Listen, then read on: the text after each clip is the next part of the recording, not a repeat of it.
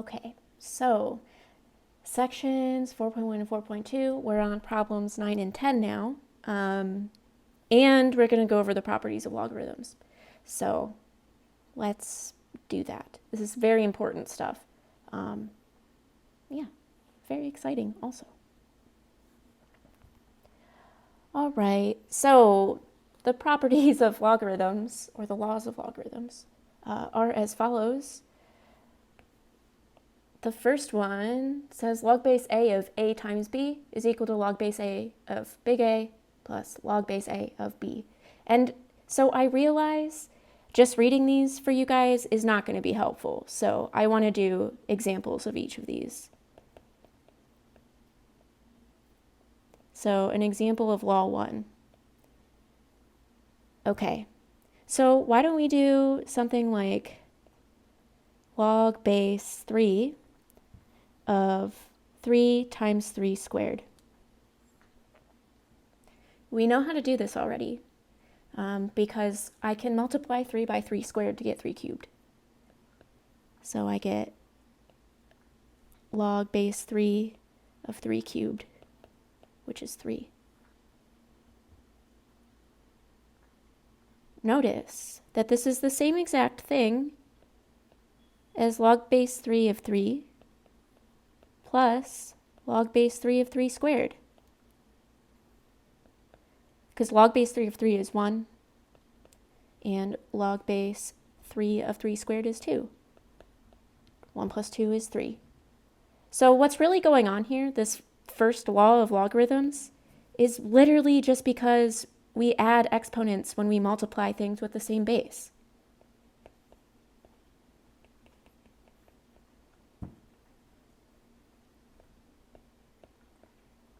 When we multiply, same base.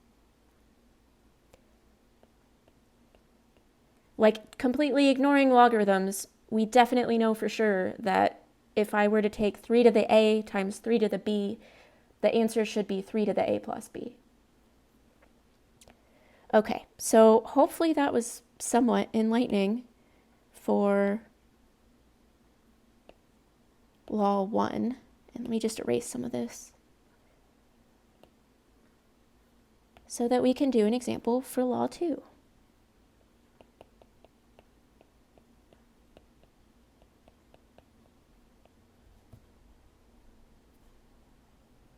So maybe we could try log base 10 of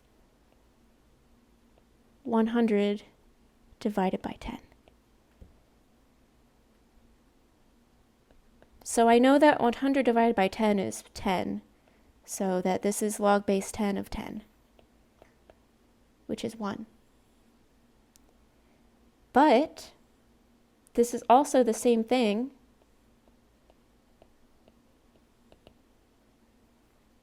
as log base 10 of 100 minus log base 10 of 10, right? Because log base 10 of 100 is 2, and log base 10 of 10 is 1. So 2 minus 1 is 1.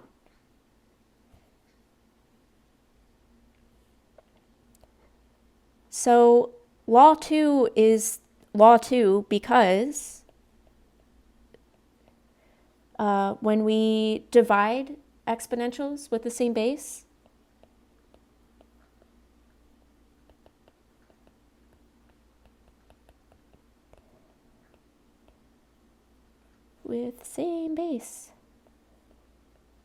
we subtract the exponents.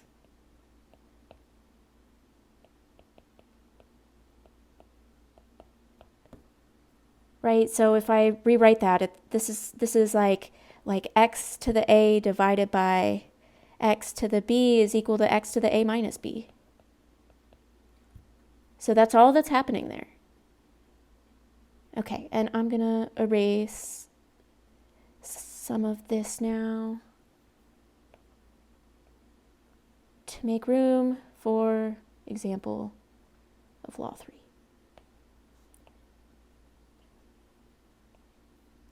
Okay.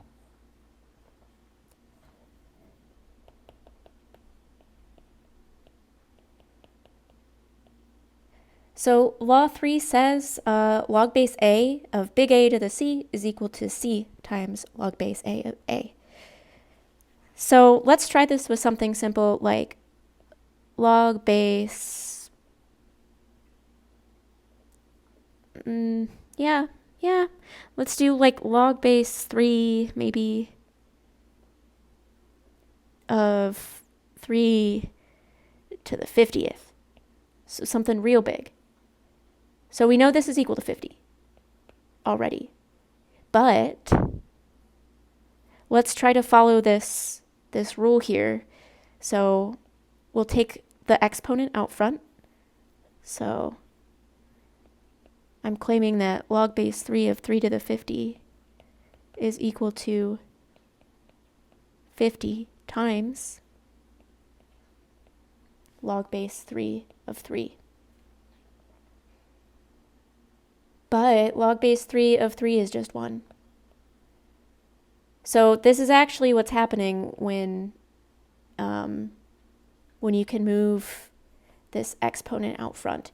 And I'll say probably that the exponent hops out front or something very frequently. So if you don't like that, I apologize ahead of time. I think it's a habit. Okay, so at this point, I'd like you to try problem 8 on your own.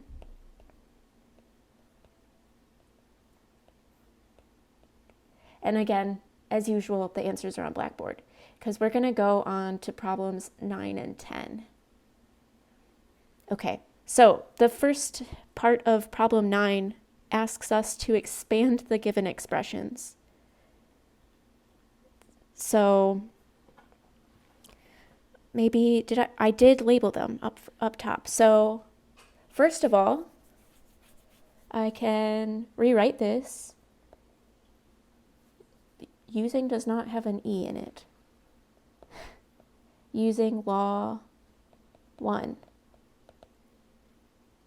I can rewrite this as log base 3 of 9 plus log base 3 of A.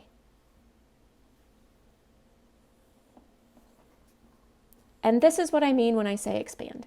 That's all I want you to do. I want you to break up whatever subtraction or, I guess, division or multiplication that's going on inside of the logarithm. So let's write that down so we don't forget it.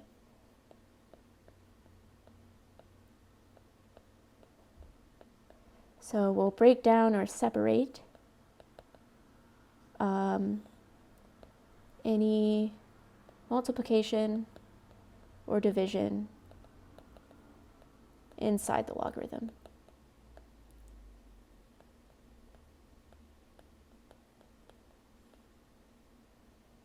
Okay, so on to part B. We've got log base 10 of 1 over x. So for this, I think we can just use law 2.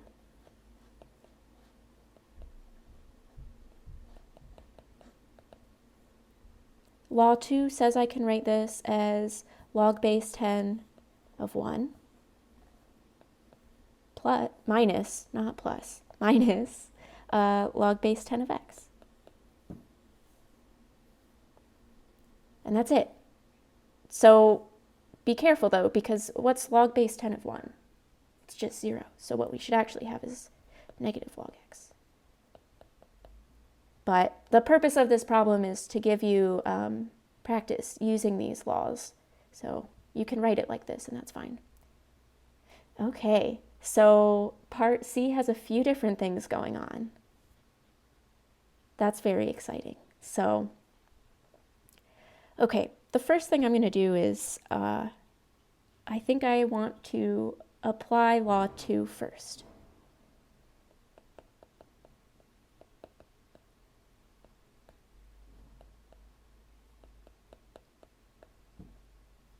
So that I can break up this division that's going on. So when I apply law 2, I get log base 7 of r cubed minus log base 7 of 7h. Then on this part that says log base 7 of r cubed, I can apply law 3 to write this as 3 log base 7 of r. And for this other part, this log base 7 of 7h, I can apply law 1.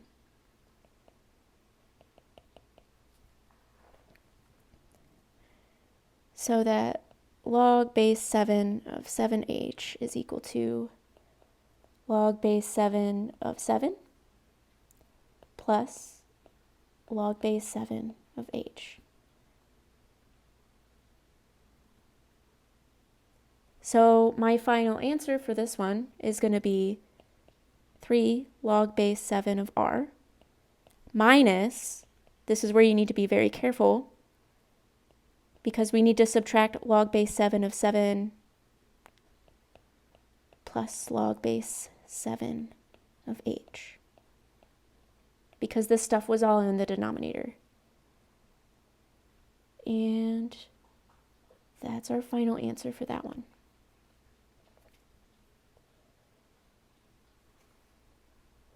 So on to part D.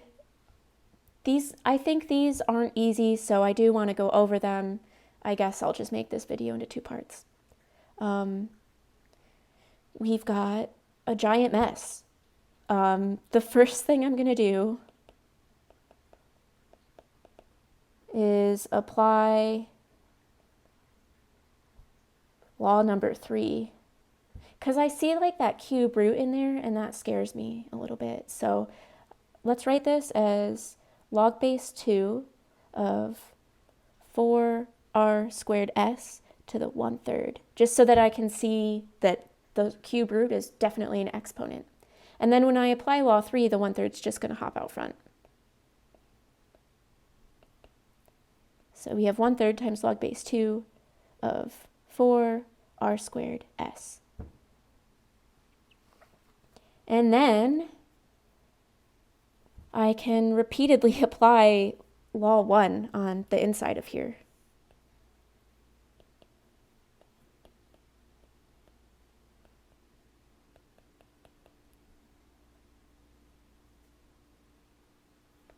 So I'll have a 1/3 out front. Then on the inside, I'll have log base 2 of 4 plus log base 2 of r squared plus log base 2 of s. But we're not done yet.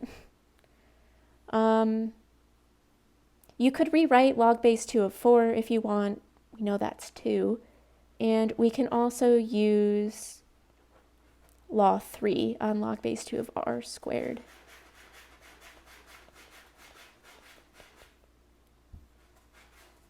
So our final answer will be 1/3 times 2 plus 2 log base 2 of r plus log base 2 of s.